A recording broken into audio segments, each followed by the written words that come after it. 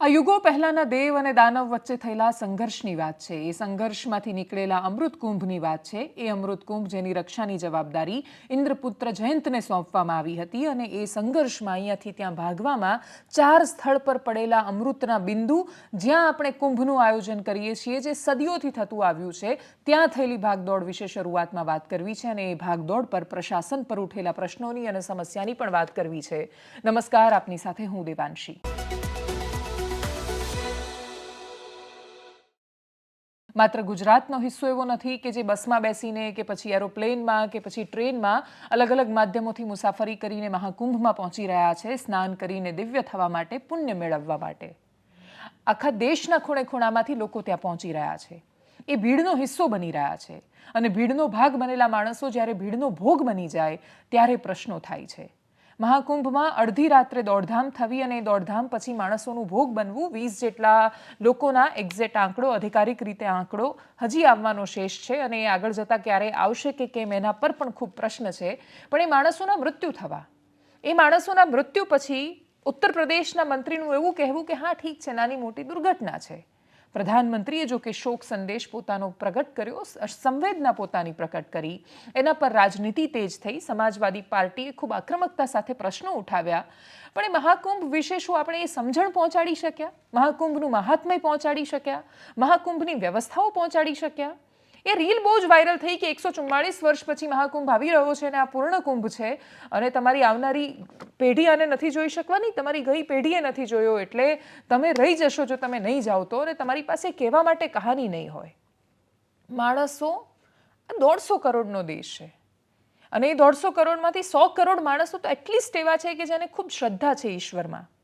એ 100 કરોડ માણસો ત્યાં જઈ જ નથી શકવાના અને એ જાય તો એ શક્ય જ નથી એ કે આટલા સમયમાં 26 ફેબ્રુઆરી સુધીના સમયમાં 100 કરોડ માણસો ત્યાં જાય અને પછી કોઈ દુર્ઘટના વગર આપણે પાછા આવી શકીએ.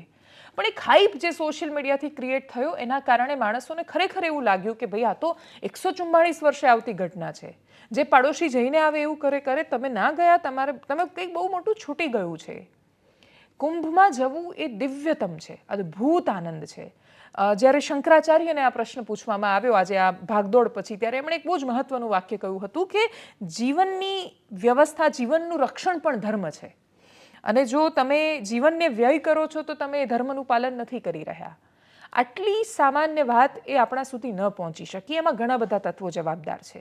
એક તો એને બ્રાન્ડિંગ કરવામાં આ સોફ્ટ પાવર છે, રિલિજિયસ ટુરિઝમ છે, ધાર્મિક ટુરિઝમ નહીં રહે તો એમ પણ આપણી પાસે કશું એટલું બધું બચ્યું નથી. એમાં યુપી જેવા રાજ્યમાં આમ ઘણી બધી તકો હોવા છતાંય રિલિજિયસ ટુરિઝમ સિવાય એમની પાસે બીજો કોઈ રસ્તો નથી કોઈ બહુ મોટી ઇવેન્ટ કરવામાં. એ ઇવેન્ટની જેમ એનું જે પ્લાનિંગ થવું જોઈએ એમાં સરકારની અવ્યવસ્થા સ્પષ્ટ રીતે દેખાઈ છે.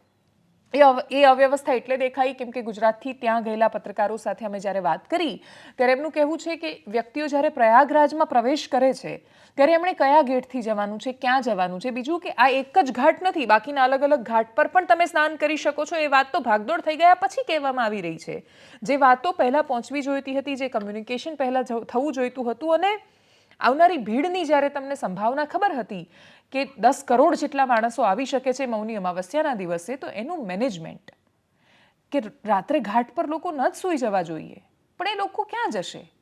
એમની પાસે તો બીજો કોઈ રસ્તો નથી. વારંવાર પોલીસ પ્રશાસન લાઉડ સ્પીકર પર એવું બોલી રહ્યું હતું કે તમે ઘાટ પર ન સૂઈ જાઓ, તમે ત્યાંથી નીકળી જાઓ.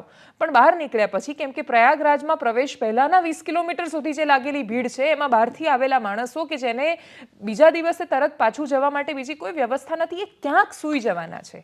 અને એ ક્યાં? તો એ માણસો ઘાટ પર સૂઈ ગયા, એ માણસો રસ્તા પર સૂઈ ગયા અને એ માણસો જ્યારે માણસો સૂઈ જાય ત્યારે ભીડ ઓટોમેટિક વધી જાય. એ અવ્યવસ્થાનું પરિણામ છે આ ભાગદોડ. એ અવ્યવસ્થા પર થતા પ્રશ્નો એ વ્યવસ્થાની નિષ્ફળતા છે. એ વાતને કુંભ પર થતા પ્રશ્નો કે રીતે એટલા માટે ન જોવા જોઈએ કેમ કે જો આ અવ્યવસ્થા પર પ્રશ્ન નહીં થાય તો આવનારા સમયમાં વ્યવસ્થા નહીં થાય. કોઈ પણ રાજ્યની સરકાર હોય, એ રાજ્ય સરકારના વડા કોઈ પણ હોય, એ હંમેશા એ દબાણમાં રહેવા જોઈએ કે એ વ્યવસ્થા એમની જવાબદારી છે, એમનું કર્તવ્ય છે ને એ કર્તવ્ય ચૂકશે તો એમના પર પ્રશ્નો થવાના છે. ગુજરાત રાજ્ય દેશના બાકીના હિસ્સા આટલી મોટી નહીં પરંતુ છતાંય એક સાથે ઓછા હિસ્સામાં લાખોની ભીડ ભેગી થતી હોય એ પ્રકારે ઇવેન્ટ્સ થતી આવી છે. ગુજરાતમાં હમણાં જ કોલ્ડ પ્લે પૂરો થયો છે. અમદાવાદમાં એ કોલ્ડ પ્લેનું જે મેનેજમેન્ટ છે એના આજે વખાણ થઈ રહ્યા છે. અને આ વખાણ એ રાજ્યની પોલીસે જાતે નથી કર્યા. અમદાવાદ પોલીસે જાતે પોતાની પીઠ નથી થપથપાવી, ના રાજ્ય સરકારે જાતે કહ્યું કે વાહ અમે બહુ સરસ કર્યું છે, ના રાજ્યના મીડિયાએ બૂમો પાડીને કહ્યું કે ના અમે બહુ સરસ કર્યું ને અમારું રાજ્ય બહુ સરસ. જે બહારથી આવેલા માણસો હતા, બીજા રાજ્યોમાંથી આવેલા માણસો હતા, એ આવીને કહીને ગયા છે કે આ બહુ સારી રીતે આખું મેનેજમેન્ટ થયું છે. તો એનો મતલબ એ કે જો તમે ધારો તો સારામાં સારી રીતે વ્યવસ્થા કરી શકો છો. મેટ્રો ક્યારે આવશે, ક્યારે જશે, રાત્રે કેટલા વાગ્યા સુધી મેટ્રો ચલાવવી પડશે, એ ભીડનો અંદાજો બધું જ ખબર હતી. અહીંયા પણ ખબર હતી, પણ અહીંયા એ વ્યવસ્થામાં ચૂક થઈ છે. એ ચૂક પર વાત કરવી ખૂબ મહત્વની છે. મહાકુંભનું બહુ વિશેષ મહાત્મ્ય છે. મહાકુંભ એ ખગોળીય પરિસ્થિતિના આધાર પર બને છે. આ માત્ર પુરાણોમાં કહેવાયેલી એ વાયકા કે એ પરિસ્થિતિ નથી. દેવતાઓનો એક દિવસ એટલે મનુષ્યોના 12 વર્ષ, એ રીતે એનો ઉલ્લેખ છે પુરાણોમાં. અને એ 12 વર્ષ જ્યારે થાય એટલે કે દેવતાઓનો એક દિવસ પૂરો થાય ત્યારે કુંભ થાય છે. એટલે દર 12 વર્ષે આ પ્રકારની જે ખગોળીય ઘટના બને, અને એ પ્રકારની ઘણી બધી ઘટનાઓ છે જે આકાર પામતી હોય છે, પણ 144 વર્ષ પછી એટલે આવા પ્રકારના 12 દિવસ પછી બની રહેલી ઘટનાની જેમ આપણે એને જ્યારે જોઈએ ત્યારે એનું ખગોળીય મહત્વ, એમાં તપનું મહત્વ, એને આપણે ભૂલ્યા. એ તો હકીકત છે ને કે આ વખતે મહાકુંભ સૌથી વધારે ચર્ચામાં શેના માટે આવ્યો? એના માટે તો મીડિયા પણ એટલું જ જવાબદાર છે. બધાએ ભેગા થઈને મીડિયા, સોશિયલ મીડિયા થકી હાઈપ શું કે મોનાલિસાની આંખો સરસ છે, હર્ષા રિછારિયાની જટા આવી છે, પેલા કયા હીરો મમતા કુલકર્ણી એ મહામંડલેશ્વર બન્યા છે, અને એ સિવાયના ઘણા બધા મુદ્દાઓ. આઈઆઈટી વાળા બાબા છે, એક બાબા છે, એ આઈઆઈટીમાં ન ભણ્યા હોય તો પણ જો એ સાધુ સંત છે, એ કશું જ નથી ભણેલા, પરંતુ છતાંય એમણે તપમાં જીવન વિતાવ્યું છે ને એટલે જ એ પવિત્ર છે. કોઈ માત્ર આઈઆઈટીમાં ભણવાથી કે એ બહુ જ સારું ફાંકડું અંગ્રેજી બોલવાથી એ બાબા મહાન ગણાતા હોય તો આપણા માટે પણ એ વિચાર કરવાની બહુ જરૂર છે કે જે મહાત્માઓ છે, જે જ્ઞાની છે, એ આઈઆઈટીની ડિગ્રીથી મહાન નથી થતા. આઈઆઈટી પર હોવાનું ગૌરવ બાબાઓને નથી હોતું, સંતોને નથી હોતું, જ્ઞાનીઓને નથી હોતું. એટલા માટે કેમ કે માત્ર ફાંકડું અંગ્રેજી એ બહુ સારી કમ્યુનિકેશન સ્કિલ હોઈ શકે છે, તમારું બહુ જ સારું ભણતર હોઈ શકે છે, પણ છેલ્લે તમે ત્યાં આવો છો ને એ પણ એટલે આવો છો કેમ કે ઉભરો છે નિરાશ થવાનો, હતાશ થવાનો, પણ એ લોકો પણ ગ્લોરીફાય થયા. ખાલી આને વૈશ્વિક એક સોફ્ટ પાવર તરીકે કે ભારતમાં આટલા બધા લોકો ભેગા થયા અને કરોડો માણસ બહુ જ સરસ રીતે ભેગા થયા, એ સુચારું આયોજનના તો વખાણ કોણે નથી કર્યા? બધાએ કર્યા છે, મેં કર્યા, તમે કર્યા. પણ જ્યારે પ્રશંસા થાય અને પછી આ પ્રકારની કોઈ પણ પરિસ્થિતિ આવે ત્યારે પ્રશ્નો થવા જોઈએ. ત્યાં જે હાજર પત્રકાર છે વિવેકકુમાર ભટ્ટ, એમની સાથે અમે વાત કરી. એક અઠવાડિયા ઉપરાંત સમયથી પ્રયાગરાજમાં છે. પ્રયાગરાજને દરેક દ્રષ્ટિકોણથી જોઈને સમજીને આપણા સુધી પહોંચાડવાનો પ્રયત્ન કરી રહ્યા છે. એમણે પ્રયાગમાં શું જોયું, એમને કયા એવા 5 કારણો લાગ્યા જેના કારણે એમને થયું કે આ વ્યવસ્થા વધારે સારી થઈ શકતી હતી, એમને સાંભળીએ. દરેક ખૂણામાંથી આજે પહોંચી રહ્યા છે. ગઈકાલનો આંકડો 5 કરોડનો હતો અને આજનો આંકડો 10 કરોડ લોકો અત્યારે પ્રયાગરાજમાં હાલ મોજૂદ છે. બધી જગ્યાની જે એન્ટ્રી છે હવે લોક કરી દેવામાં આવી છે. ક્યાંક ને ક્યાંક પ્રશાસનની અવ્યવસ્થાઓ રહી છે અને એ અવ્યવસ્થાઓને કારણે આ એક મોટી ઘટના બી બની છે. 5 વસ્તુઓમાં તમને વાત કહું. એક તો લોકો જે એન્ટ્રી પોઈન્ટ ઉપર આવે છે એમને માટે કોઈ કમ્યુનિકેશન નહોતું. અમે આવ્યા તો અમે બી હેરાન થયા, કઈ બાજુ જવું છે, કોઈ સાચું વાત કહે નહીં કે આ બાજુ જાઓ કે આ બાજુ જાઓ. એટલે લોકો જેમ ભીડનો પ્રવાહ જાય છે, જે લોકો બધી જગ્યાએ જાય એ લોકો એમ બી જતા રહે, એટલે લોકોને ખબર ના હોય કે એમને ક્યાં જવું છે. બીજું કમ્યુનિકેશનનો લેબ્સ એ છે કે લોકોને એક જ વાત ખબર હતી કે એક જ ત્રિવેણી ઘાટ સંગમ છે અને ત્યાં ડૂબકી લગાવો તો પુણ્ય મળે. જબકે અહીંયા ઘણા બધા ઘાટો છે, ગંગા, યમુના અને સરસ્વતીનો પ્રયાગરાજ તીર્થમાં અહીંયા દરેક જગ્યા ઉપર એક જ પાણી છે. એટલે કોઈ એવું ચોક્કસ જગા ના હોય, મૌની અમાવસ્યા હોય કે મહાકુંભમાં સ્નાનનો મહત્વ હોય, નદીના પાણીમાં સ્નાન કરવાનું છે. ગંગાજી, યમુનાજી, સરસ્વતીજીનું એક જ પાણી છે. પણ લોકોને એવું થયું કે હવે આજે પ્રશાસને અલાઉ કર્યું કે દરેક જગ્યા ઉપર તમે જાઓ, એક જ પાણી છે અને એ જ પ્રકારનું પુણ્ય તમને મળે છે. એટલે ક્યાંક ને ક્યાંક સાધુ સંતોને બી આ કહેવાની જરૂરત હતી કે કઈ બી જગ્યા ઉપર સ્નાન કરો, પુણ્ય એક જ છે. ખાલી ભાવ સાચા હોવા જોઈએ અને તમારી આસ્થા સાચી હોવી જોઈએ, પણ એ નહોતું થયું. એટલે લોકો એક જ જગ્યા પર પહોંચી જતા હતા. ત્રીજી વસ્તુ હતી વીવીઆઈપી કલ્ચર છે. અહીંયા એટલું વીવીઆઈપી કલ્ચર છે કે પોલીસ અને પ્રશાસન વીઆઈપી ને પાછળ જ ભાગી રહ્યા છે. એના કારણે લોકો બહુ પરેશાન થતા હતા. ચોથી વસ્તુ છે ટ્રાફિક મેનેજમેન્ટનું છે કે વીઆઈપી જે લોકો આવે તેમનું મોટું ટ્રાફિક દોડતું હોય તો એમનું ટ્રાફિક અને જે પેદલ લોકો 20-25 કિલોમીટર ચાલીને આવી રહ્યા છે એમનું ટ્રાફિક એક જ છે. તો લોકોને હેરાન થવાનું જ હતું.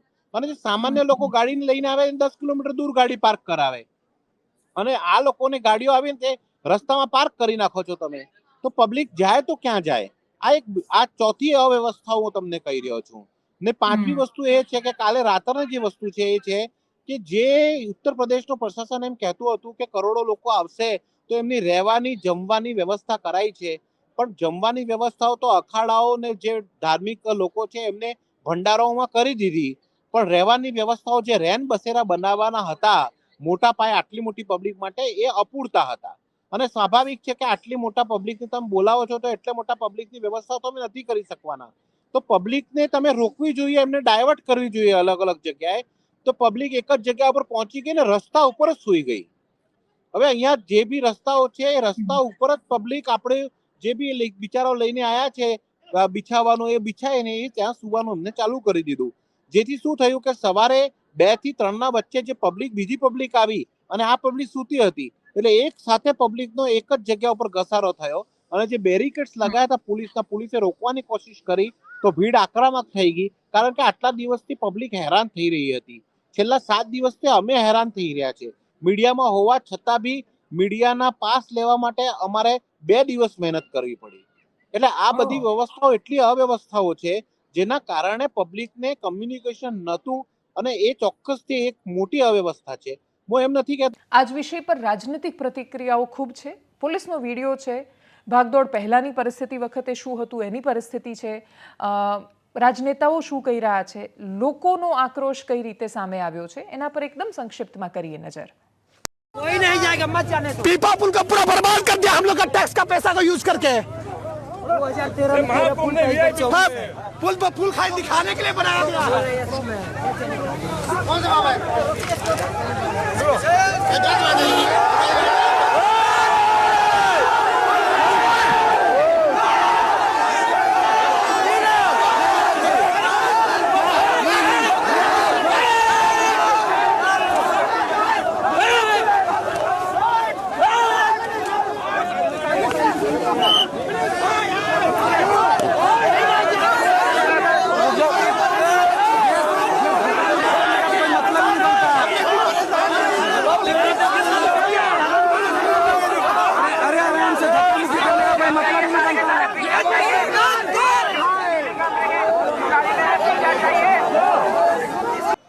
मैं महाकुंभ में जो दुखद हादसा हुआ है, हमें कुछ पुण्यात्माओं को खोना पड़ा है, कई लोगों को चोटें भी आई हैं। मैं प्रभावित परिवारों के प्रति संवेदना व्यक्त करता हूं और घायलों के जल्द स्वस्थ होने की कामना करता हूं। मौनी अमावस्या की वजह से करोड़ों श्रद्धालु आज वहां पहुंचे हुए हैं। कुछ समय के लिए स्नान की प्रक्रिया में रुकावटें आई थी, लेकिन अब कई घंटों से सुचारू रूप से यात्री स्नान कर रहे हैं। ये जो भारी दबाव श्रद्धालुजनों के कारण और श्रद्धालुओं के संगम नोच पर जाने के कारण वहाँ पर एक बना हुआ है, लेकिन पूरा प्रशासन मौके पे वहाँ मौजूद है। रात्रि को 1 से 2 बजे के बीच में अखाड़ा मार्ग पर, जहाँ पे अखाड़ों के अमृत स्नान के दृश्य से बैरिकेड्स भी किए गए थे, तो बैरिकेड्स को फांद करके आने में कुछ श्रद्धालु गंभीर रूप से घायल हुए हैं। उन्हें तत्काल हॉस्पिटल में पहुंचा करके उपचार आदि की व्यवस्था उनके लिए की गई है। उनमें से कुछ श्रद्धालु गंभीर रूप से घायल हैं।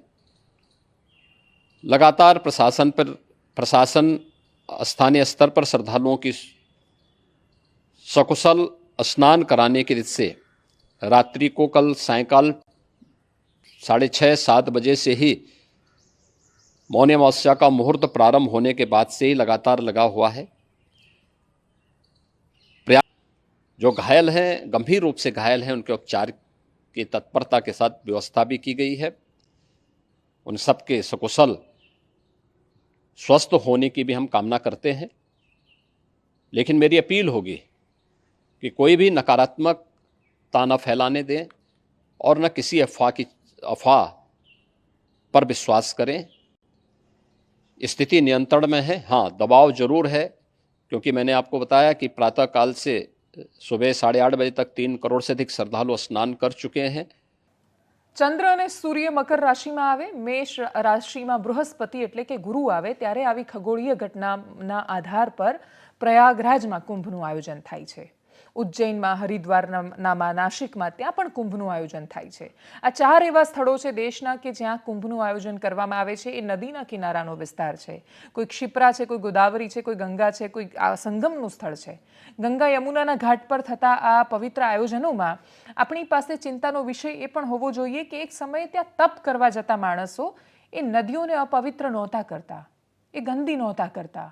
જે શાસકો હતા કે જે આ પ્રકારના આયોજનો કરતા હતા, એ શાસકો એક બાજુ આયોજન કરે ધાર્મિક મેળાવડાનું અને બીજી બાજુ ગટરના પાણી સાફ કર્યા વગર, કોઈ રીતે ટ્રીટમેન્ટ કર્યા વગર, એસટીપીમાંથી એ પાણી પસાર થયા વગર જો એ સુએજ સીધું ત્યાં ગટરનું પાણી ઠલવાય છે તો એ તમે નદીઓને મારી રહ્યા છો। સભ્યતાઓ, સંસ્કૃતિઓ એ નદીના કિનારે વિકસી છે। માણસને જ્યારે જ્યારે પણ સભ્યતા બનાવવાનો, વિકસાવવાનો, કુટુંબ પરિવાર સાથે વસવાનો, વસાહતો બનાવવાનો વિચાર આવ્યો ત્યારે એણે સૌથી પહેલાં નદી કિનારાના સ્થળ પસંદ કર્યા છે। આખી દુનિયાના માણસે આ કર્યું છે। જો એ નદીઓને આપણે ગંદી કરીએ છીએ, દૂષિત કરીએ છીએ અને પછી આપણે ખૂબ મોટા આયોજનોમાં એ વાત પર ખુશ થઈએ છીએ કે આપણે નદીને માતા માનીએ છીએ, તો પ્રશ્ન, બંને વસ્તુ બહુ અલગ છે, નદીને માતા માનવી અને નદીને દૂષિત થવી। પણ આપણા શાસકો એ રીતે પણ જવાબદાર હોવા જોઈએ કે એમની પાસે જવાબ હોવો જોઈએ કે એ ગંગા કે એ યમુના એ જ્યારે એના અંતિમ સ્થાન પર પહોંચે છે, એટલે અલકનંદા અને ભાગીરથીથી શરૂ થતી એ શુદ્ધ, પવિત્ર અને અદ્વિતીય ગંગા એ જ્યારે હુગલી બનીને કલકત્તામાં પહોંચે છે ત્યારે એ ગટર ગંગા બનીને કેમ રહી જાય છે? બહુ જ ઓછી નદીઓ છે કે જે એના શુદ્ધ સ્વરૂપમાં રહી છે, અને એ શુદ્ધ સ્વરૂપ એટલે રહ્યું છે કેમ કે એ માણસોથી દૂર રહી છે। તો આપણે માણસો પ્રકૃતિને આ રીતે પણ બચાવી શકીએ। એ ખગોળીય વાતોનું મહત્વ સમજીએ। આ દેશ અદ્ભુત વિજ્ઞાનનો બનેલો દેશ હતો। આ દેશ માત્ર અંધશ્રદ્ધા કે સોશિયલ મીડિયાની રીલ કે હાઇપ બનાવવાના આધાર પર કે ધર્મને શો ઓફ કરવા માટે જો ટક્યો હોત તો ધર્મ ટકી જ ન શક્યો હોત। આ ધર્મ શ્વાસે શ્વાસમાં માણસોએ નિભાવ્યો છે। આ એ ધર્મના વાહકોનો દેશ છે કે જેણે પ્રત્યેક ક્ષણમાં એ ધર્મ માટે એનું રક્ષણ કરવાની, એનું પોષણ કરવાની જવાબદારી લીધી છે। શંકરાચાર્યએ તો સુંદર મજાની શિવમાનસ પૂજાનું પણ સર્જન કર્યું છે। જો આપણે પૂરા એકાગ્ર થઈને એ રીતે આપણે કહી શકીએ કે રત્ને કલ્પિતમ આસનમ હિમજલે સ્નાનમ ચ દિવ્યાંબરમ, એટલે હું તમને આવા સિંહાસન પર બેઠેલા જોઉં છું થી લઈને કરચરણ કૃતમ વાસુથી। એનો વચ્ચેનો એક આવે છે સરસ મજાનો, એ શંકરાચાર્ય કૃત રચના છે, જેમાં એ કહે છે કે આત્માત્વમ ગિરિજામતિ સહચરા પ્રાણાહ શરીરમ ગૃહમ પૂજા તે વિષયોપભોગ રચના નિદ્રા સમાધિ સ્થિતિ સંચારઃ પદયો પ્રદક્ષિણ વિધિ। એટલે એના બહુ વિસ્તારમાં ન જતા માણસ પોતાની એક એક શ્વાસને પણ ઈશ્વરને સમર્પિત કરી શકે અને એ સૂઈ જાય ત્યારે પોતાનો કર્તા ભાવ ત્યાગીને સૂઈ જાય। એ પ્રકારના ધર્મના વાહક માણસો જો એ માત્ર ધર્મને શો ઓફ કરવાની દ્રષ્ટિએ જતા હશે તો એ સમસ્યા પેદા કરવાના છે। એવા અનેક નાના માણસો છે કે એ તપ કરવાના આશયથી ત્યાં આવે છે। એ મહાત્માઓનો સંસર્ગ થશે, એમના સદવિચારો એમના કાન પર પડશે તો કંઈક સારું થશે એવા વિચારથી પણ આવે છે। એમના કાન પર સોશિયલ મીડિયા પર વ્યૂઝ મેળવવા માટે બાબાઓને હેરાન કરતા માણસો, એમના ચિમટા ખાતા માણસો, હર્ષા રીછરિયા, મોનાલિસા, IIT બાબા, આ જ બધું જો આવી રહ્યું હોય અને મહાકુંભમાં જો મારો ફોટો કે તસવીર ન આવી તો કશુંક પાછળ છૂટી જશે એ પ્રકારની વાતો હોય, મમતા કુલકર્ણી કયા આધાર પર મહામંડલેશ્વર બની શકે એ વાતનો ધર્મ સંસદમાં હિસ્સો બનતા માણસો પાસે જવાબ ન હોય તો આપણે વિચારવાનું છે કે જે ઇતિહાસ પર આપણે બહુ જ ગૌરવ લઈએ છીએ, આપણે જ્યારે ઇતિહાસ બનીશું ત્યારે આપણી પાસે ગૌરવ લેવા માટે શું હશે? એ જ જે આ બધું અત્યાર સુધી વર્ણવ્યું। વાતો બહુ જ કડવી હોય છે, પરંતુ છતાંય અમુક વાર એક સત્ય કહેવું બહુ જરૂરી હોય છે। કાનને સાંભળવામાં બહુ જ સારું ન લાગે, પણ શું કરી શકાય, સારું સાંભળવા માટે, સારું લાગવા માટે હોતું એ નથી। આગળ વાત કરીએ અમરેલીના મુદ્દાની। અમરેલીમાં મનીષ વઘાસિયા જેલમાંથી બહાર આવ્યા છે। એમણે પત્રકાર પરિષદ કરી છે. એમણે પણ પોલીસ પર એવા જ આરોપ લગાવ્યા છે જેવા પાયલ ગોટીએ લગાવ્યા હતા. પાયલ ગોટી પર લાગેલા આરોપોને ખૂબ ગંભીરતાથી લેવામાં આવ્યા, કેમ કે આપણે મહિલાઓ માટે ખૂબ સંવેદનશીલ છીએ. આપણે એવું માનીએ છીએ કે કોઈ પણ છોકરીની સાથે ખોટું ન થવું જોઈએ, પણ એ છોકરીની સાથે માત્ર છોકરી હોવાના નાતે ખોટું થયું હોય તો એ ગંભીર વિષય છે.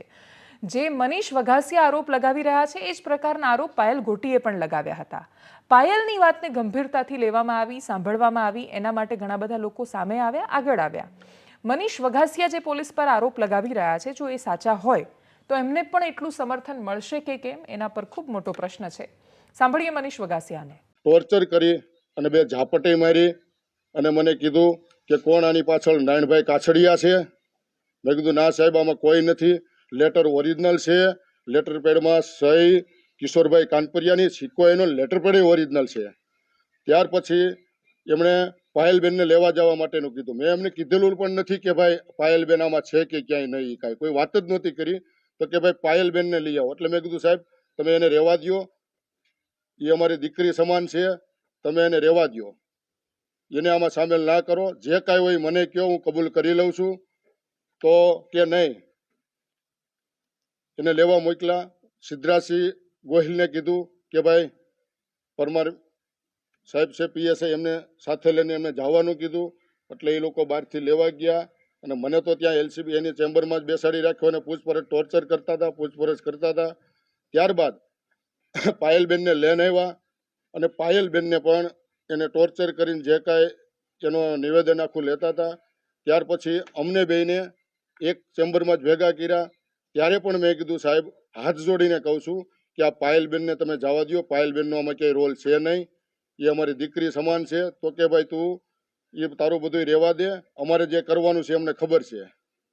અને આગળ વાત એક એવા પત્રની કરીએ કે જે અમારી ઓફિસ પર આવ્યો. ઘણા બધા પત્રો આવે છે, પણ આ પત્ર લખવાવાળા ભાઈનો એવો વિશેષ આગ્રહ હતો કે તમે આ વિષય પર એકવાર એટલા માટે વાત કરો કેમ કે એ વાતનો જવાબ ના હું એમને આપી શકવા માટે સક્ષમ છું, ને એમને એ ખબર છે કે આ વાતનો જવાબ મારી પાસે નથી. તો એ કહેતા હતા કે બસ મારી વ્યથા છે એ તમે લોકો સુધી પહોંચાડજો. એવા બહુ જ બધા અપેક્ષા સાથે ઘણા બધા લોકો એ પત્ર મોકલતા હોય છે. દરેકની અપેક્ષાઓ તો પૂરી નથી કરી શકતા, પણ આ જે વાત છે ખૂબ સંવેદનશીલ છે. આપણી સામાજિક અને ન્યાયિક બંને વ્યવસ્થાઓની છે. આપણી સામાજિક વ્યવસ્થામાં સ્ત્રી એ વ્યવસ્થાનો ખૂબ અભિન્ન હિસ્સો છે, પણ પુરુષ પણ એ વ્યવસ્થાનો હિસ્સો છે. એ વાત જો આપણે ભૂલીશું તો આપણે કયા અને કેવા સમાજનું નિર્માણ કરીશું. એ ગુનાખોરી તરફ જતો સમાજ હશે તો એ આપણા માટે વધારે ચિંતાનો વિષય છે. આખો પત્ર હું શબ્દશઃ વાંચીને નથી સંભળાવતી.